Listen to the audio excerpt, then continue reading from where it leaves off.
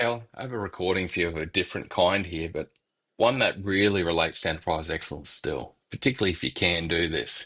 It's on profit sharing and the benefits of financials and a financial approach to achieving excellence within an organization with Mr. Rob Gallagher. Let's get into the show. Welcome to the Enterprise Excellence Podcast, where we share knowledge from global experts and practitioners in how to embed excellence for sustainable results. How to create a culture of continuous improvement and innovation using best practices in operational excellence, customer experience and sales, leadership, strategy, people development, and environmental and social good. I'm your host, Brad Jeavons, coming to you from Brisbane, Australia. Enhancing an organization's ability to continuously improve and innovate at all levels creates amazing results, up to 10 times productivity improvement, customer and employee experience increases, as well as safer operations and reduced environmental impact. Unfortunately, most programs deployed to enhance a company's ability to improve and adapt fail to deliver. A select few have overcome this trend and truly embedded excellence. This show explores these organizations and steps you can take to improve yours. This show is proudly brought to you by the Enterprise Excellence Community and Group, which is focused on helping organizations embed excellence for sustainable results and a better future. Through the group, you can attend workshops focused on the most important topics to embed excellence. You can also get hold of free resources from the download section of the website, or reach out to one of our members for some advice and help. Visit enterpriseexcellencegroup.com.au to learn more. Welcome to episode 214 of the Enterprise Excellence Podcast. It is such a pleasure to have Mr. Rob Gallaher on the show with us today. Rob is the CEO of ProfitX, Gallaher Company, 1 Hour Drain, Hot Shot Restorations, and Extreme Express Car Wash. Rob has dedicated his career to creating high-performance teams that run like they own it. This has culminated in his new book, Profit Sharing, The Power of Shared Success, which we're now going to explore in today's show. Let's get into the episode. Rob, thanks so much for joining us today. Brad, thank you for having me here. I'm excited. Yeah, appreciate it, Rob. Rob, first question out of the gate is what led you to become curious about high performance teams? And I know you did this right back early in your career. I think it started at a young age with sports, right? We're in high school. I was on the basketball, baseball, and football team, and I like winning. I like competing. And when you don't have success there, there's always looking for that success, right? Why did we lose this game? Why did we fail on this play? And, I learned that it comes down to leadership was a huge part of it, right? And then having a common cause that we could all get behind to where the individuals on those teams wanted to accomplish this goal that was presented by a leader, either a coach or another player on the team. And I think all areas of life, human beings are always striving for some kind of goal, right? I mean, there's not an individual, I think, on this planet that if you ask them, do you have goals? Maybe they may not have them written down or done some goal setting exercises, but people all have things that we want, right? It's kind of the human condition. And so it's part of winning in life, I think, in your marriage, with your kids, with the business, with doing anything competitive, sports, being highly effective is a big part. I love that, mate, too. Like that, have that desire to win. It sounds like you've had it right throughout your life. But then the piece you mentioned around everyone wants to be connected to some sort of purpose and some sort of aspirational goal they can make a difference to. It's so true. And mate, I've read your book and I know you've gone through this journey in life really focused on that topic. What I'm keen to know is what led you down this path of profit sharing, where you've actually taken a step to share the outcomes and successes of your company financially with everyone. Yeah, great question. So I am an unplanned business owner, right? I lost my job. I lost my house, right in the middle of the 2008, 2009 housing crisis that we experienced. And so I needed to provide income. My wife was pregnant with our second child. And so I started doing jobs, side jobs. They kind of start out, and then you get your license and you become a little more legit and legal. And then I was very successful doing that, right? It just felt, my wife came, her father was self-employed, her grandfather was self-employed. So she had this understanding of what that is, what that looks like. She was very supportive. So that was probably a huge part of my success. And I just left home every day. And one of my sayings is, you got to leave the cave, got to hunt something, kill it, and drag it home, right? And I did that. 3 years into that, I look up one day, I have 30 employees.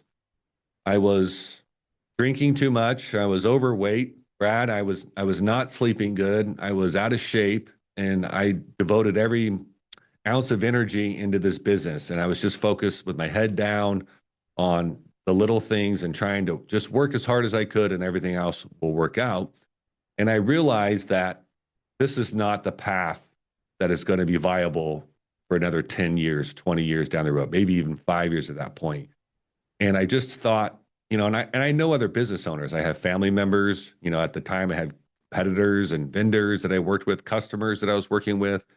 And you see this pattern throughout business ownership where these guys or gals don't take care of themselves, and their personal life isn't going very well, right? And one of the biggest things that I see is people's marriages suffering during this process. Lucky for me, my wife was very understanding, and I wouldn't say my marriage was suffering, but it was pretty stagnant. I would leave before she got out of bed.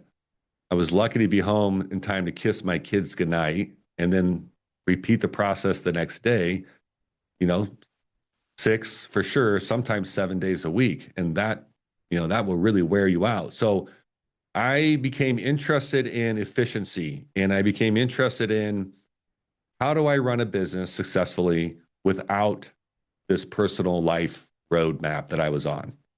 And I started this journey of just reading books about other business owners. And I started asking other business owners that I thought had it figured out. And one of the books I chose to read was Dave Ramsey's Entrepreneurship. And in that book, he talks about this idea of profit sharing, which is a fascinating buzzword, right? People hear that, they get excited. Oh, tell me about profit sharing. It's a very exciting word, which I was excited about it too. And then from that point, I went down this journey of learning everything I could about profit sharing.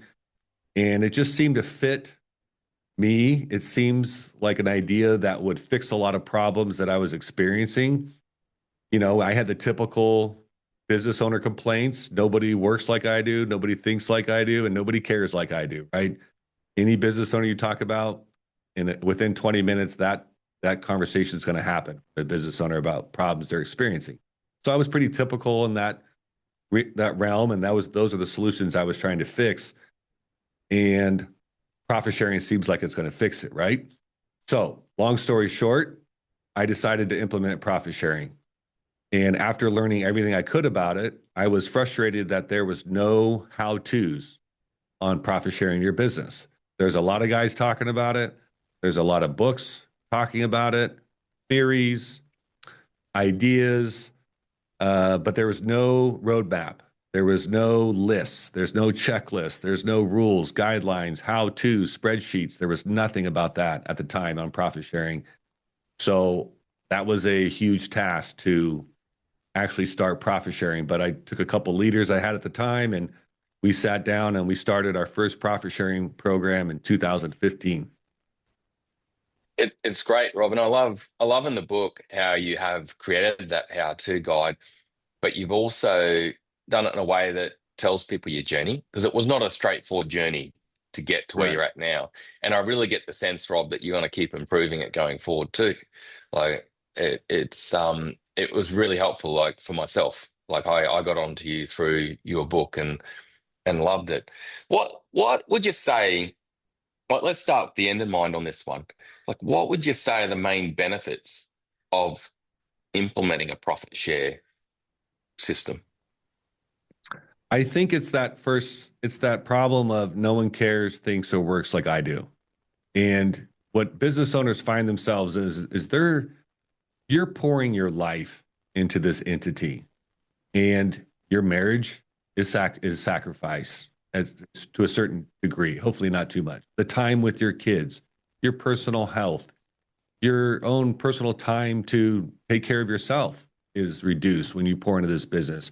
And then you're with these people all day, and it just feels like you're pushing and you're cracking whips and you're dragging across a finish line. And I hated that.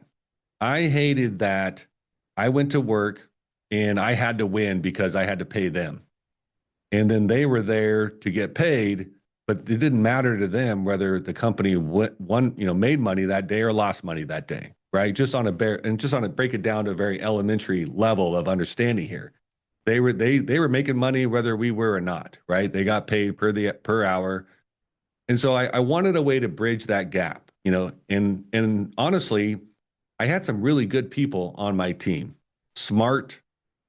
They were motivated in a sense that, hey, they were there to provide for their family, right? And they knew that the better they did, the better the company would do, and maybe the better they could do. They could get raises and grow. So I had a good core people that thought that way, but there's still not that spark of, if we break this expensive window while we're trying to install it, and we got to buy a new window for $1,000, they still got paid the same on Friday. If that makes sense, right?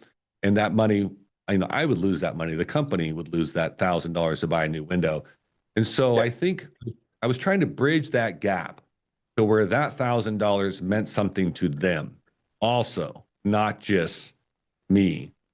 And that would be the main benefit. Profit sharing, bridges that gap, or they care like an owner cares. Yeah, because the business wins, they win, don't they? Like financially, and it's such a good outcome in that regard. Now, Rob, I know in the book you've written out all the steps. You've given the journey. You got I'm sorry, mate, 8 or 10 components to it. Please correct me. I haven't got exact right there on there. The 10 rules. 10. Yep. 10 rules.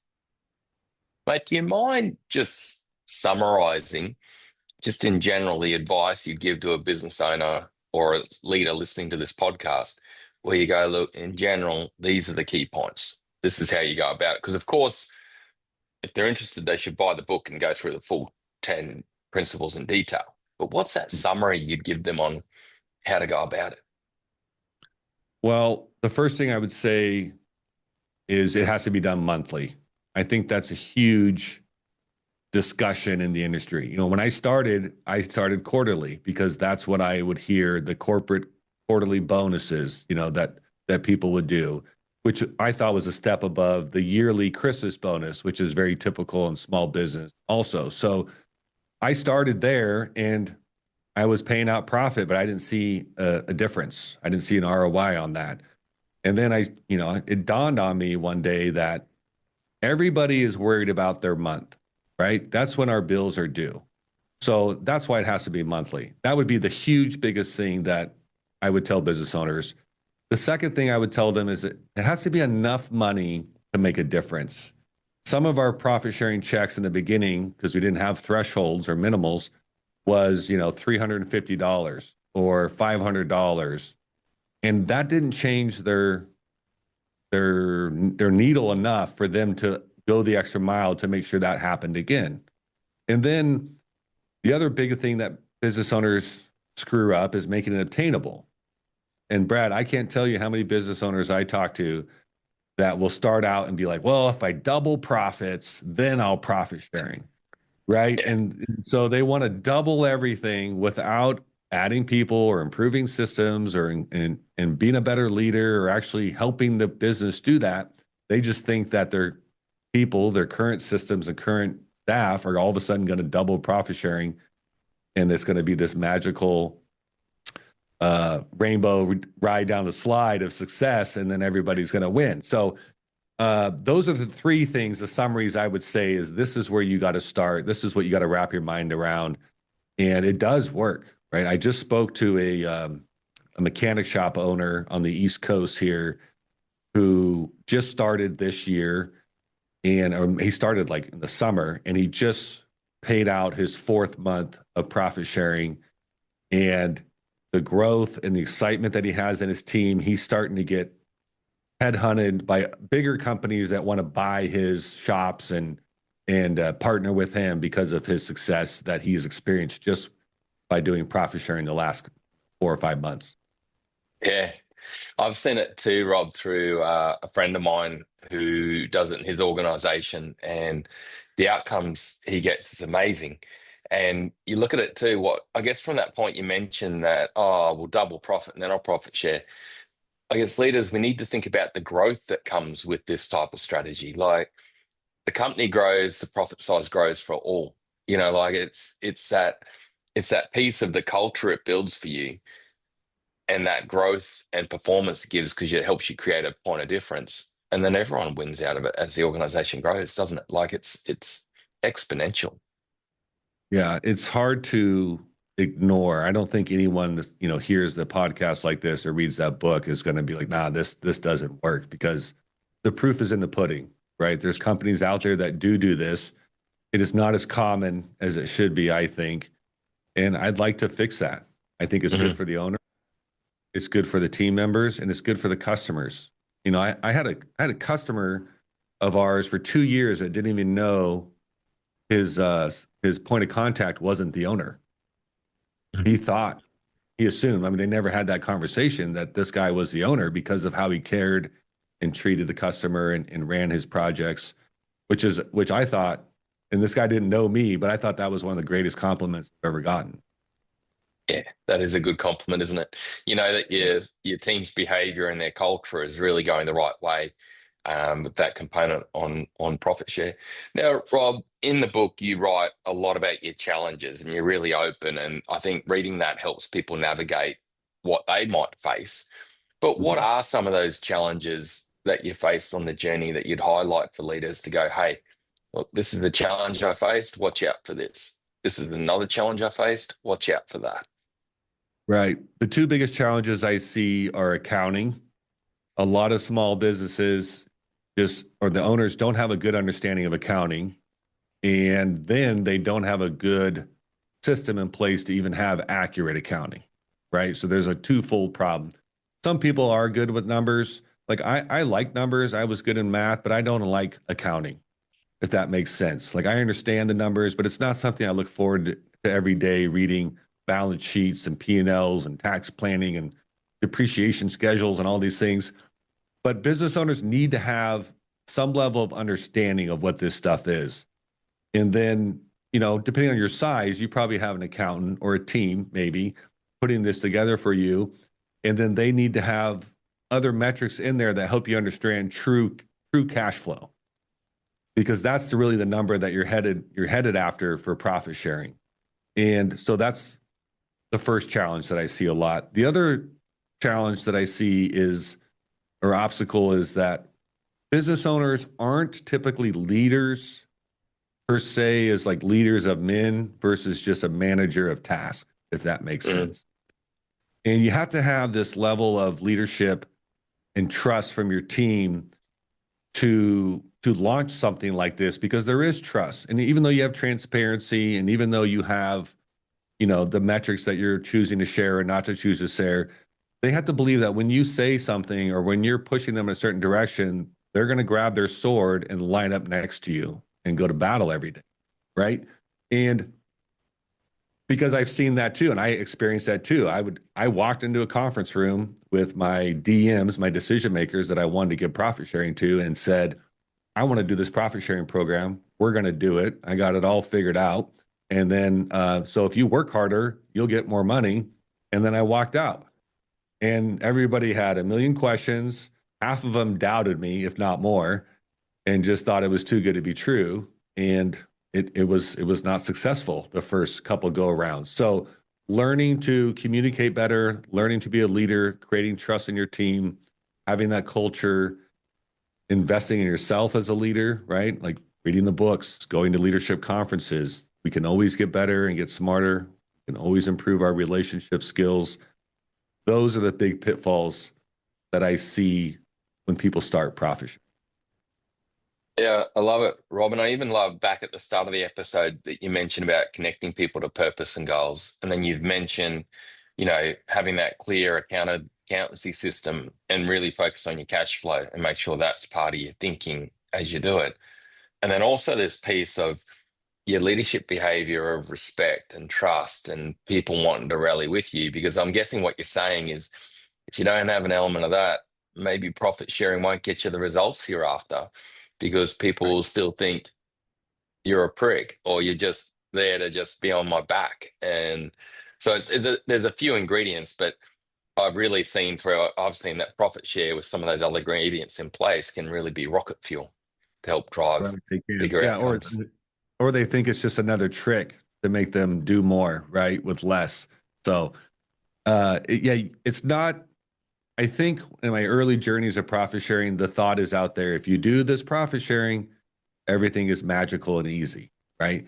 And I've learned, and we talked about this in the book, the journey of what a real profit sharing program is and how it should be set up, and then what you have to have part of that Mm. to make that. You can't just have the seed. You got to have good soil, sunlight, water, and you got to babysit a little bit in the early days, right? But once that thing starts growing and the conditions are right, you can't stop it. Yeah, it's brilliant. I love with the way you've written the book that you've really defined that and detailed that. It's the book's more than just profit share with the way that you've detailed it out. Rob, in relation to this topic, that we're now talking broader than just profit share. We're talking connection to purpose and goals, leadership, good accountancy systems, profit share. But what would be your 2 minute tip or your 2 minute enterprise excellence tip to a leader considering profit sharing? Well, 2 minutes is a long time. I usually don't get that much time to give a tip out. But I think quickly we should go through the 10 rules if we got 2 minutes. So I'll start with that. Number one is profit sharing has to be paid out monthly because that's truly the connection that your people are thinking about. Number two, it has to be substantial enough to move their monthly financial needle. Three, it must be attainable. Four, there has to be clarity around the program. People need to understand the metrics that go into it, what true profit really is. I bet you business owners today have people on their team that think net profit is the same as gross profit, or they don't know the difference, right? Number five is the coaching and leadership part, right? You have to be a leader. You have to invest in your people, invest in yourselves, and be somebody that's looked up to. Number six, just like with a lot of leadership principles, things have to be repeated and there need to be reminders about it. You want profit sharing to be at the forefront of your culture. When a job goes bad, we need to talk about how it affects profit sharing.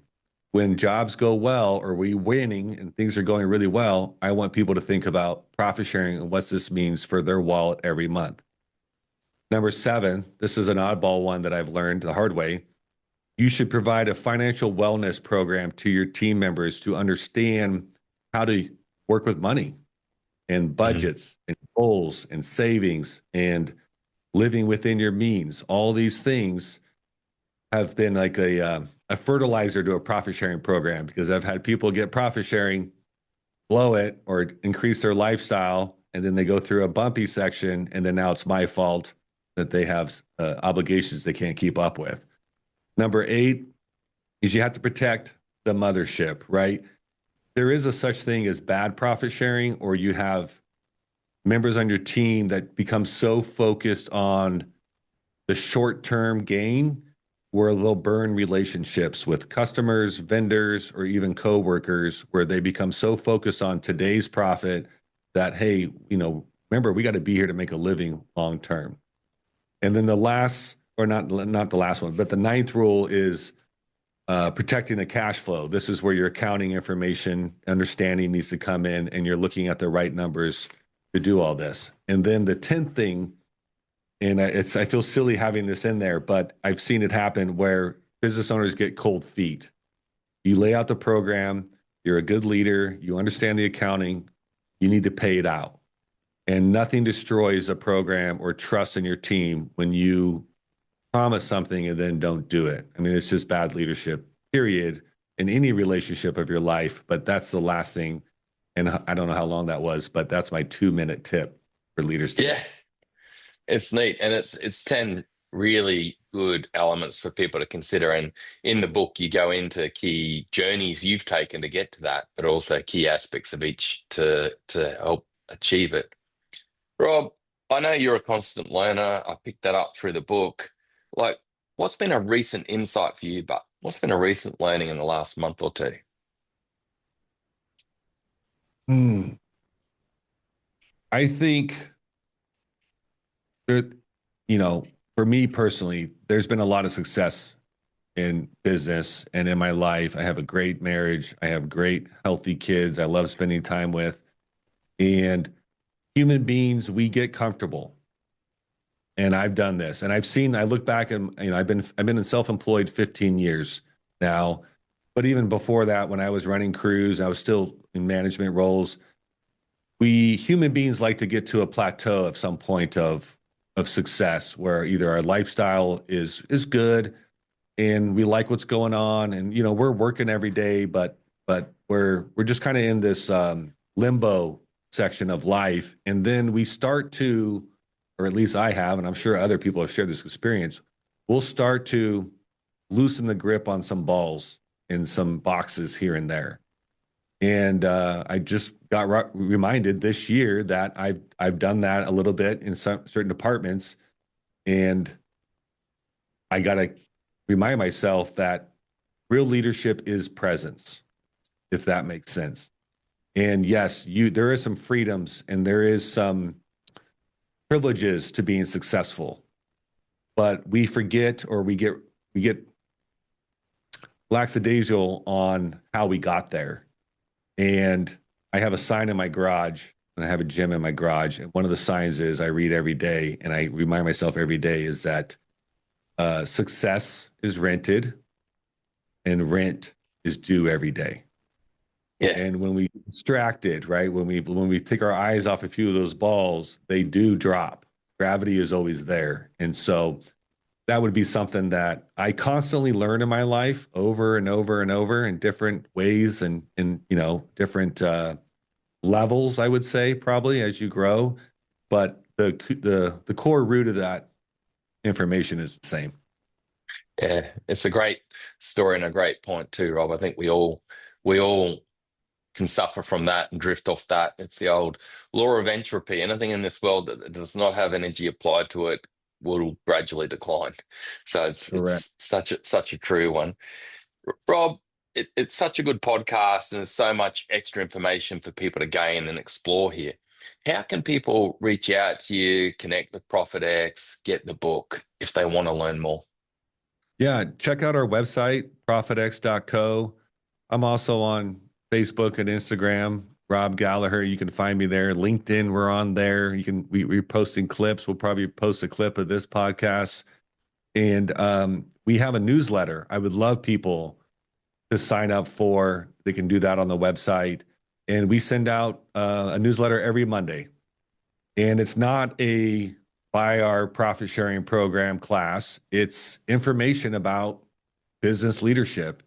And I even have stuff in there about parenting, and I even do stuff in there about sales and culture, just all these different areas of things that I've learned, things that I want other people to learn. Maybe they can learn it in an easier way than I had to learn things. I am a big graduate and continued student of the University of Hard Knocks.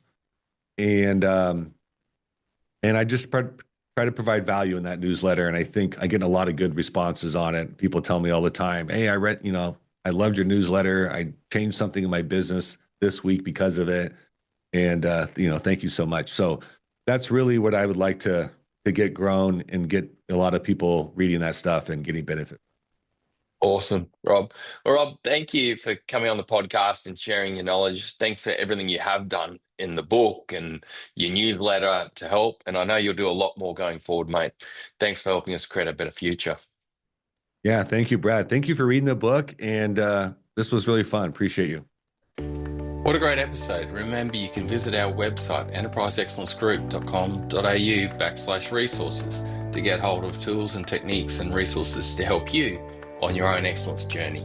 Please like, subscribe, and share this podcast to help others gain insights and create a better future. There were two key takeaways for me from this episode. First, it was just the power of respect in setting up a form of profit share with your employees.